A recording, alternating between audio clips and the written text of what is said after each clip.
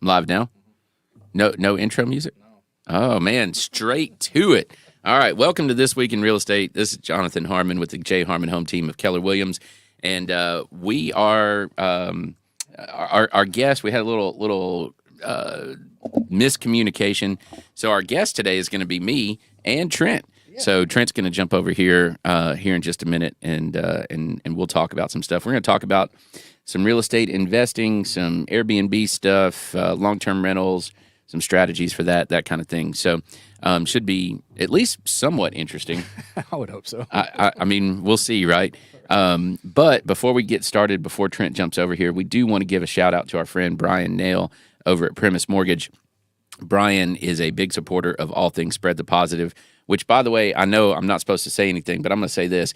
There's some big stuff coming for Spread the Positive, Trent. Let's go. And I am pretty pumped about that. So if you haven't jumped on the Spread the Positive train, you better get your ticket and get ready to get it punched, because it's fixing to get awesome. Choo-choo. Choo-choo. It's hard to stop a train. That's it. That's right.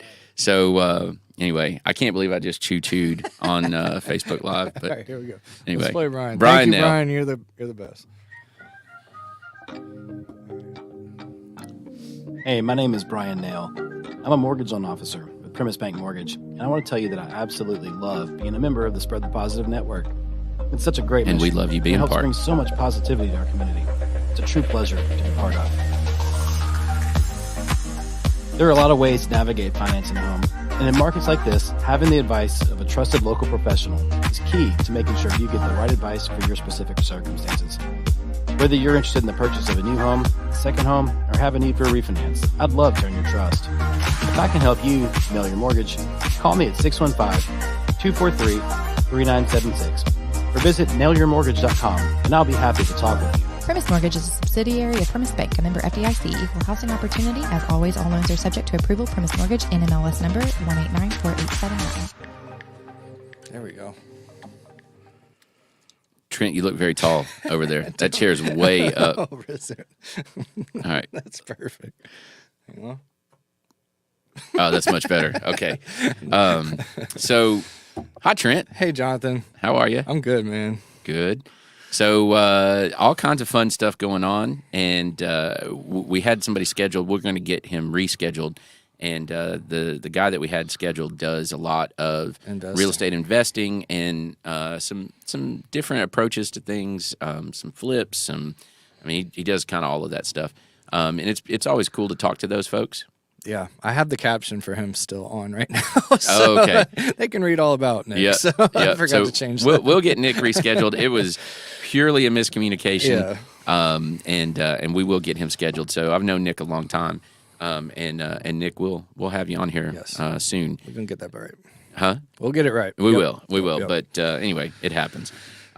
So what we're going to do instead is, I've got a couple of real estate investments, and we'll talk about kind of how that got started, what it's doing, and how somebody could get started. Yes. And I there's several different ways.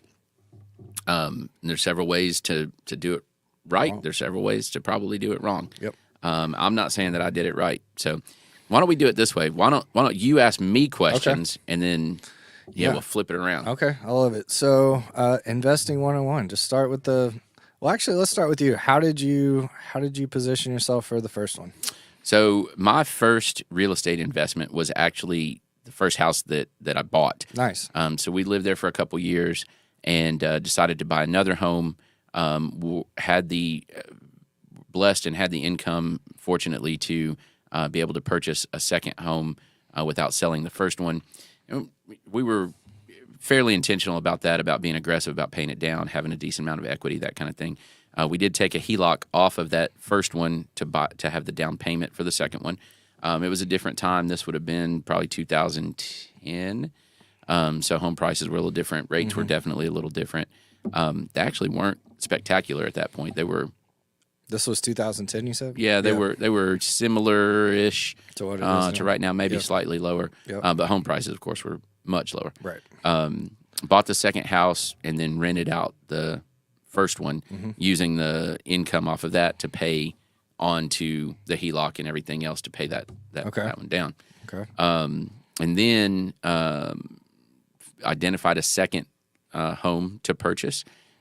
Just always on the lookout, right? And most investors will tell you when is the best time to buy a house. Anytime. When you can, So you're always looking for that next investment. You're always looking for an opportunity, and you evaluate it by saying, okay, if I spend this and I have a payment on it, I'm using other people's money, I have a payment on it, can I rent it sufficiently to cover that plus just a little bit, right? At least to build up a fund if the HVAC goes out or whatever. Sure. And generally speaking, if the answer is yes, then it's worth going a little further with it, right? And when we look at that investment, that amount, it's not just the price of the house; it's the price of the house plus whatever you would need to put in it to get it to the point where you can make that rent. There you go. So if you spend $100K on the house and you got to put 20 in it, you don't look at 100; you look at 120. Right. And that's all done through the HELOC, or not necessarily. Okay. So you can get a mortgage on the house to cover the bulk of the purchase. But your down payment, at least the way I did it, was through a HELOC on an existing home. Okay. So HELOC, by the way, is home equity line of credit. So you've got a big chunk of equity sitting there. It's cash that you can't get to, but it's part of your wealth. Borrow against it. Exactly. Okay. Yep. They are typically, here's the danger, and we're experiencing this right now. They are always adjustable rates. Okay. So as interest rates go up, those rates go up further, higher even. And so, if you're not careful, you can get caught kind of upside down on payments. Got you. So from that second home purchase, what was next for y'all? Or kind of, I know things kind of went down, or just talk to us about it. Yeah. So got the second one. I actually had a partner on that one that participated on the down payment. It was a good partnership. Everything was good. I managed it. He got a check. Life was good. Yeah. Right. We paid it back. We had a joint account just for that house. It actually went pretty well. Nice. Then from the first one, again, that HELOC paid it down, and then did it again. Rinse, wash, repeat. Got a third house. Okay. That one I put a lot more work into it. It was not in good condition. So it got new floors, new paint, new HVAC, Did you ever see the whole? Okay. I did. Okay. So got that one ready, and that became probably one of my more lucrative overall with the initial investment. It became one of the more lucrative ones. And then right about that time, my then wife and I divorced. Okay. And so out of that, we had to kind of divvy the pot up. We sold the second one. She got the first one. I got the third one. And it was okay. It all worked out. But it, as far as the snowball goes, it set me back a little bit. But it happens, right? Life happens, and it was fair as far as how all that happened for her, and me, and not really a whole lot happened for a little while. I had to build up some cash reserves and kind of recover from that. Ended up selling the house that I lived in, bought the house on East Main, and in that process, just saving a bunch of money, and was able to ended up purchasing 3 homes over the course of about 18 months, just kind of in a triangle right there. And I didn't get the best deal on, probably not the best deal on any of them. Right. I got pretty good deal on 2 of the 3, got an okay deal on the third one. But for me, part of the issue always, and so if you're listening, it's not always just about the money. Sometimes it's about the money. The money has to be right. Right. But for me, it was about convenience. So I literally have 3 rental houses that I can see from my back porch. That's crazy. And that's pretty awesome. It's pretty awesome. And I paid just a little bit more because it cut my time involvement significantly down. And they rent well. So 2 of those are duplexes up and down. So they have downstairs long-term rent, and then an upstairs Airbnb. Yeah, smart. So I've got 5 doors just right there. The long-term rents pay most of the mortgage. Right. And then the short-term, as long as I rent it, I don't even remember now, it's like 6 nights or something. 6 nights a month? Yeah, collectively. Then we cover the mortgage on that. And then anything above that, you take know, home. it makes money. So we pay extra down on the mortgages, and you know, there's utility payments and things like that because the Airbnb's obviously got to pay that. So, you know, works out pretty well. And those are technically separate, separate. Is it one mortgage, but then there's two? So I have all three of those on one mortgage. Oh, okay. In that situation. And then just the Airbnb just pays different ways for the or for. There's no HELOC anymore. Right, no HELOC anymore. Nope. At this point, that's paid off, and it was attached to a different house. Okay, I got you. Got you. So that's really cool. So the Airbnb, I'm just kind of talk to us about how the Airbnb process came about. You know, it was one of those things that I was like, yeah, it sounds interesting. And, you know, we looked at these little attic apartments, and, you know, it's, I don't know, 750, 800 square feet, whatever. And I was thinking, well, you know, what can I long-term rent this for? Because it's small. You know, if you're 6'2", you fit okay. If you're 6'3", you're going to bump your head. I mean, like, it's, you literally know. that tight. Yeah, exactly. Yeah. And so I kind of got a little nervous about the long-term rent, but then I was like, this is a great location. It's really cute. We can do this up the right way. Yeah. It'll sleep 5, you know, which is not a huge one, but it's pretty big. Well, it's pretty common for someone to travel with 2 people, 3 people, or 4 people. Sure. 5 people maybe, right? But so I think we can make money at this, and we don't have to set the rent or the nightly cost very high. Right. And so just started kind of researching a little bit, looked around at that time. So the Hobbit High Rise, that's the one for the short people. I love that. Yeah. You always got the best names. So that one, it's been in service now 3 years. Are we 3 or 4? We might be 4 at this point. Wow. I can't remember. Anyway, at the time, there just wasn't a whole lot of options, right? Yeah, I mean, there was a few. There's a couple folks that had some. Talked to them. They're like, man, we're booked all the time. Yeah. And I was like, well, let's try it. Yeah, why not? Right. So we put it out there, and I mean, it just instantly filled up. Wow. To the point where I'm sitting here going, man, I'm not charging enough. And so you can go in and manipulate those payments. And so we did that, and you're always messing with it, right? You're always like, okay, I've got a booking here. Let's discount it for, you know, or whatever. Right. You know, this month is booked. Oh, we obviously didn't charge enough. You know, those kinds of things. That's cool, though. I mean, just kind of the game of it all, I guess. It is, and Airbnb's been pretty good to work with. They're not terrible to work with on the host side of things. They take a little Heard tiny that from cut. a lot of people. Yeah. I mean, it's a very functional website, app, whatever. You know, there's a few little quirks that I still haven't figured out why they haven't figured out that that's a pain in the neck. Right. But you work around that. That's cool. And what's interesting, I mean, it's kind of still the wild, wild west out here with the Airbnb situation, right? I mean, it is compared to, I mean, we know for sure Davidson County's like insane. I'm sure Williamson's not as easy as it is out here. And I mean, for the time being, it's still a pretty big opportunity, right? It is, and you know, I would say that I don't know what the word is, not culturally, but socially speaking, people want that ability, especially in the downtown core, and especially if your units are not trouble areas. Right. Sure. You know what I mean? If you keep a pretty tight leash on who not on who rents it, but purpose for rentals and things like that. You know, I think it's just one of those things where there's not hotels over here, so if somebody's looking, then that's it's a good spot for them. You know?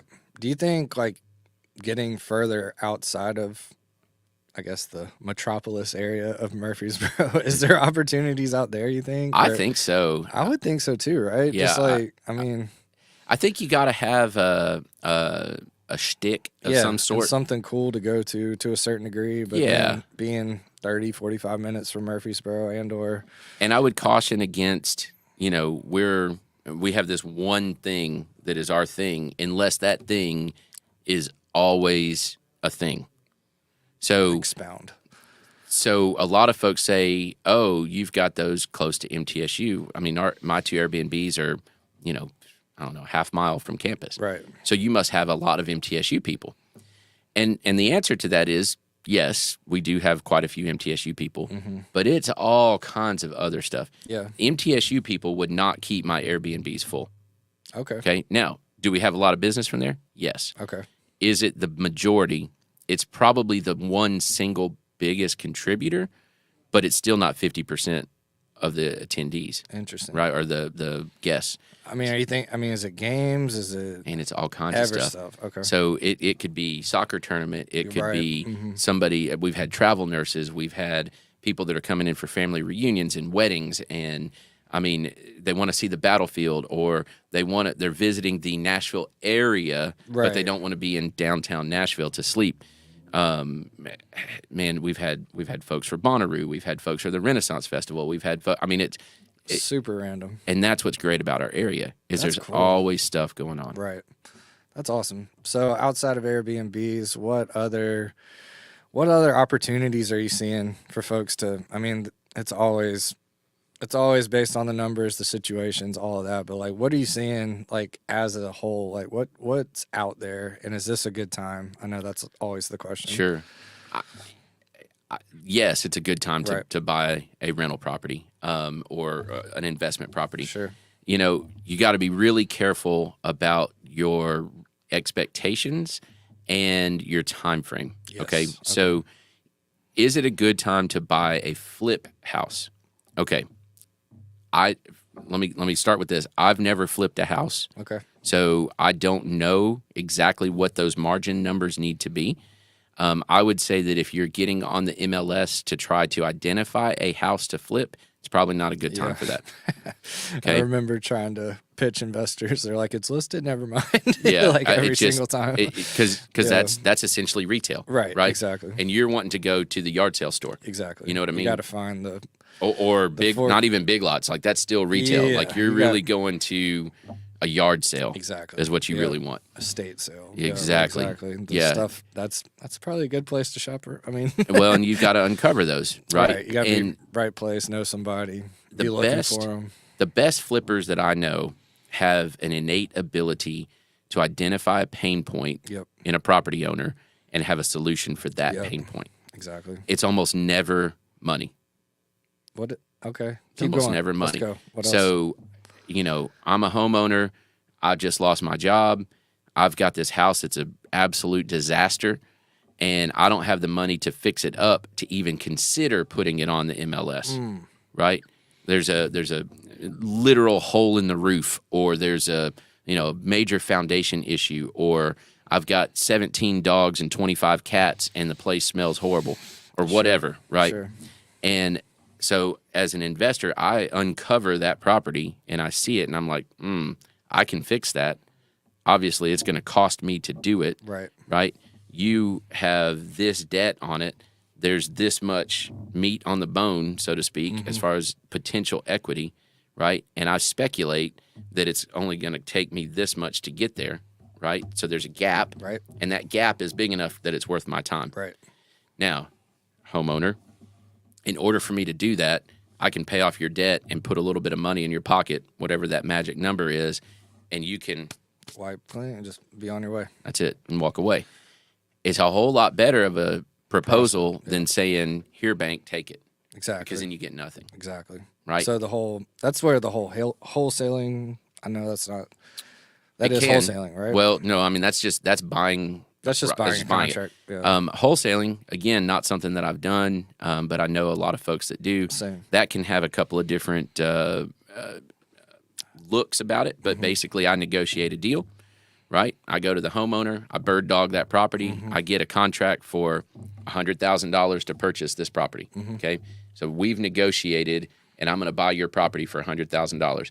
I can then turn around and sell that contract to someone else. Right. So I can go to this person and say, look, I've got this contract to purchase the property. I've negotiated it out. Everything's good to go. You can close in 10 days. The contract says 110 or 100. I'll sell it to you for 110. Right. And then my profit margin is that 10K. Right. You then take that property that you bought for 110 and flip it and hopefully sell it for whatever, 170 or whatever. Man, we're and we're educational today. Yeah. This is good. Yeah. So, I mean, we got Airbnbs, we got wholesaling, we got flipping. What else? By the way, flipping, Risky there's biz. there's a Risky whole biz, lot of man. TV shows that are like, oh, Dude, we're gonna flip this house, and in a 1 hour program, Yeah. we're gonna make whatever, $28 million on them. Yeah. and you can very easily lose more than you can make. Lose your butt. Yep. Absolutely. You start pulling walls open, and all of a sudden you discover things that you had no idea.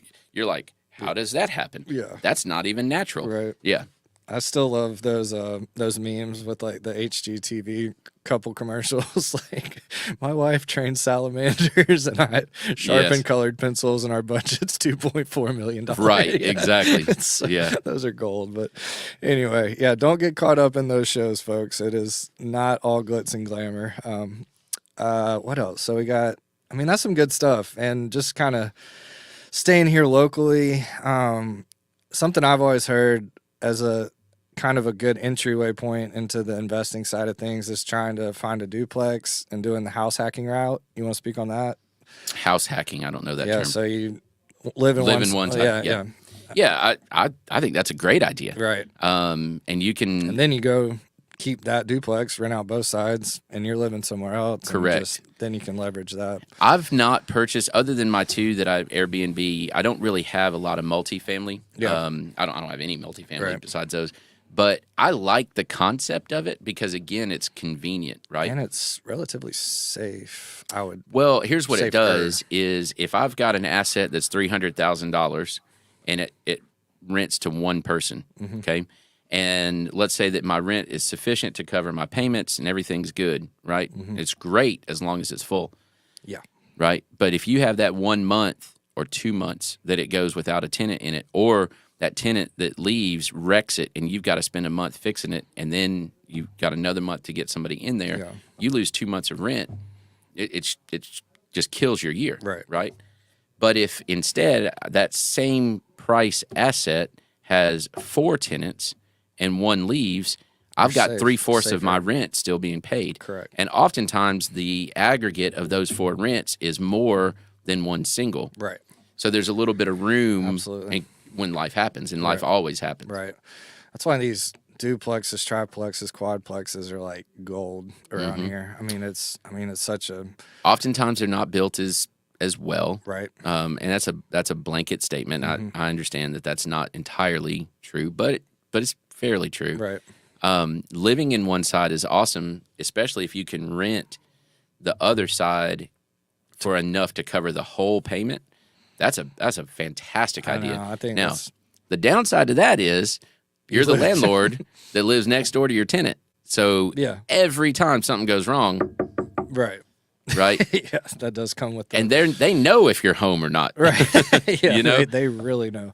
So from a management standpoint, there's a double-edged sword on that one, Yeah, right? that's a good point to bring up as well. Man, that's some good stuff. That's some really good stuff. What else we got? What else should we cover? I mean, I'm excited to get Nick on here to I dive am deeper. too. But Yeah, this is he's a good dude. He's got some different perspectives.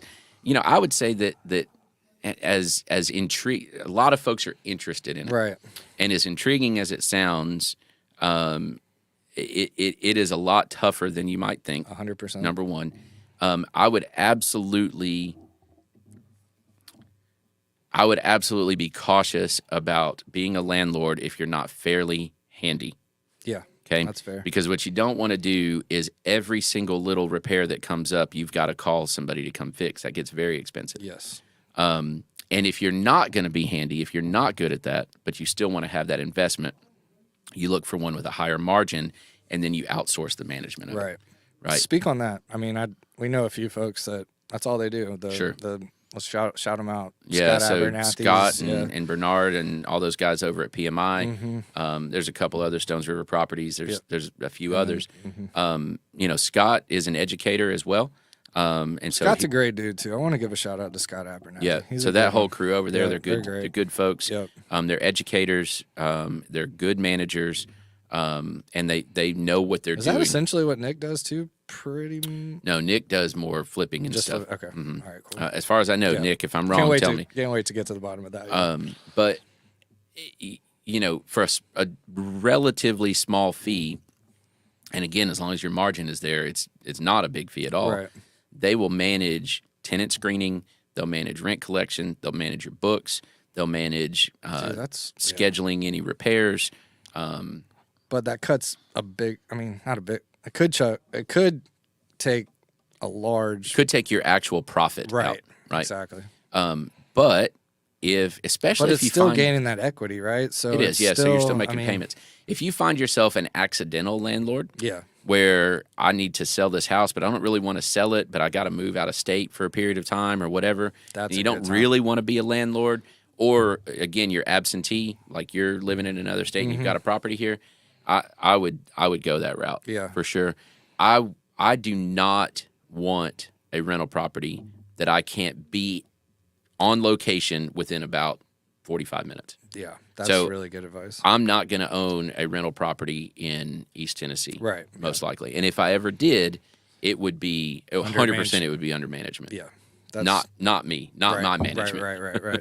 No, that's good stuff. I mean, that's what. Yeah, that's what people have these questions. This is Sure. a really common stuff that comes up in people's lives. Whether it's go ahead. Here's another. I got this advice from a guy before I bought my first house, and he gave me a couple of pieces of advice. So I will impart them on you now. We're just out here bringing wisdom. So one is look at houses that are easy to sell. Always have an exit strategy, right? So your 3-bedroom, 2-bath with a 1 or 2 car garage, basically anywhere inside Murfreesboro or Smyrna or Laverne, you're going to be able to sell it. Yes. No matter what the market does, you will be able to sell that house. Now, you might not be able to make money on it if the market takes a dump like it did, in 2009. Sure. But you'll always be able to sell it, right? And you'll always be able to rent it, okay? You get into the weird stuff, and sometimes you can't sell it or rent it, Right. and that's a problem. What's the weird stuff? What would you classify? Oh man, that? it could be any number of things. It could be a 4-bedroom, 1 bath, There you go. where all the bedrooms are up and the bathroom is downstairs. That's going to be a problem, Yes. right? Or it's got high tension power lines behind it. Yep. Or it's in a big giant floodplain, or some of There you those go. things. Those are some good ones. Yeah, and I mean there's some other stuff too. Yeah. It's next, Even if it's like the 3-in-1, or just it's a little harder than a Yep. 3-2. Yep, Sure. all the time. So always look at what that exit strategy is, and hire an agent that understands that piece of it. Yep. That says, okay, if you needed to dump this property, Yesterday. here's what it would have to look like. Gotcha. Right. That's good stuff. So that was one. The other thing he advised is be present. Ooh. Okay. Shouts So to Marissa Kylie. yeah, that's right. So show up at the property from time to time. Yes. Right. You write in your lease that you have the ability to inspect. So go inspect. Yeah. If you say no pets and you don't ever show up, how do you know if they have pets or not until they leave and you walk in and go, this place is a disaster.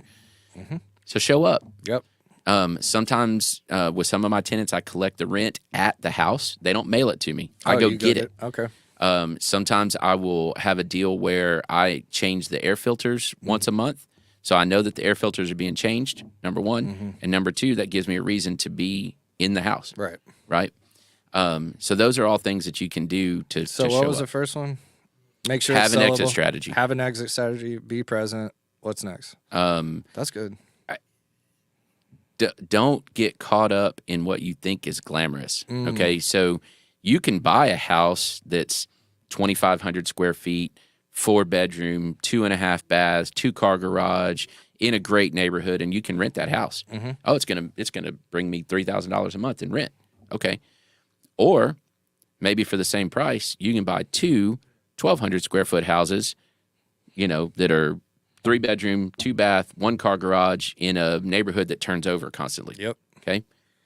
If I'm picking which of those two options, I'm picking the 2 small houses Why is that? 100% of the time. Better exit strategy. Okay. Easier to rent.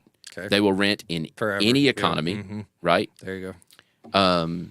And I like having 2 because then You can look. if I needed to liquidate and get some cash, I can sell 1 instead of the 1 big one. Yes. It's good stuff. Was there 4 or just 3? No, that's it. Okay. I think we did it, man. I think this was a good little impromptu. How much time do we have? I don't know. Oh. What time did we start? I think like 10-ish, 10-15. Hey, we did good. Hey, Then. that's pretty good. I Just a wasn't little- boring. Hey, I Yeah. just mean impromptu, off the cuff investment, just talking the things. Let's talk real quick 1031s. We brought that up a little while ago. You want to talk about that, or should we save it? Yeah, no, we can do that real quick. Mention it at least. Yeah. I'm not an expert. Right. I know a little. Done a few CE classes. Yeah, exactly. Tried to do a couple. Here's the biggest thing I will tell you on a 1031. There are people that are experts on it. Experts, and yes. And 100% of the time, you need to have one of those in your corner if you're considering it. But basically, a 1031 tax exchange helps you kick Kick the taxes down the road. capital gains tax down the road. Yep. Okay. So you have this property that you bought. You're gonna and you bought it at this price, and you want to sell it at this price. There's a gain in there. There's a capital gain, and you can deduct some things and whatever. But at the end of the day, there's a gain. Yeah. Right. So that capital gain is taxed. It can be short term, long term. Just depends on when you bought it, all that kind of stuff. Okay. And it's a percentage based on your income. Blah blah blah blah blah. Talk to your accountant. Not an accountant. Definitely not. So you have this gain. Well, what you can do is for that amount of the overall gain, not the tax amount, but the overall gain, you can take and reinvest that into what they call like-kind property. Yes. Which is a pretty diverse, That's a pretty broad concept. Yeah. So if you have an income-producing rental property and you buy another income-producing rental property, that's enough to be like-kind. Commercial, residential, doesn't matter, right? So you purchase that for that same amount of the gain, and you can move that capital gain on down the street. Yep. Okay, and just not pay it for that period of time. It's a pretty good process, especially if you identify a property that you have made a bunch of equity in and you want to get rid of it, or you identify a property that is a great buy and it's a better property than one that you already have. Right. Then that's a way to do that and not pay capital gains Nice. for now. Right. Till you sell And the then- other one. Exactly. So lots of little nuggets. We've got nuggets around here. Call us Chick-fil-A. That sounds delicious. Some chicken minis. Anyway, well, I appreciate you, Jonathan. Always bringing value, and the J Harmon Home Team, all you do out here in the community. Honored to be a part of it. Thank you for that opportunity. Plug away, man. I feel like you're always showcasing everybody else, man. Plug away. I need you to plug. Like, get your plug on. Like, where can people find you? Obviously, we got all the Cedar Glade stuff. We got J Harmon Home Team. We got Spread the Positive. We got all kinds of stuff going on. As far as real estate goes, the team, I feel like I've got, forget myself for here, but I've got two of the best active agents in Rutherford County. We got Brett Garner doing his thing. He is an extremely conscientious, thoughtful person just in general. Absolutely. And then as an agent, as a buyer's agent or a listing agent, because of that, he's very thorough. He notices things. So from a buying agent standpoint, it's awesome because he's like a miniature home inspector for you. I mean, it's fantastic. That's a great way to put it. And even where he shines a bunch with that is in his management of new construction. So if you're buying a new construction home and you haven't hired a buyer representative, You're missing it. Oh my gosh, that is such a not risky. good idea. That really nice on-site agent does not work for you. Right. And so Brett does a great job of kind of managing that process. He always gets endeared to the job superintendents, helps them be eyes on the ground. He'll tour that house on a regular basis as it's being built, and just helps avoid issues and can forecast things. And he truly represents you through that process. That's awesome. I'm a big Brett Garner fan. Me too. Shouts to Brett. And then we got Rabia. Rabia's a little bit newer agent-wise. He hadn't been licensed quite as long.